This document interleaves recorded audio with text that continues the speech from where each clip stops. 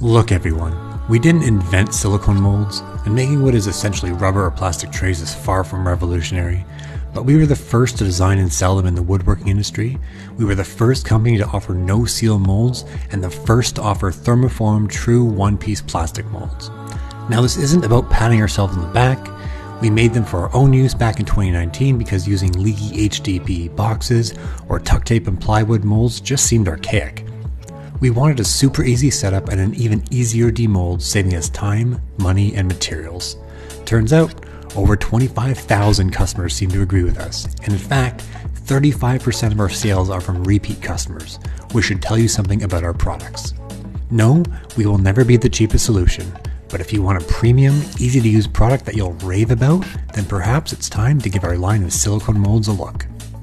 With 109 different super thick, heavy-duty, ultra-durable silicone molds in our product line, we are the undisputed leader in this industry.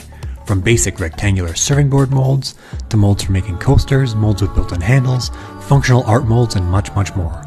Take some time now to head over to craftedelements.com to see what you've been missing.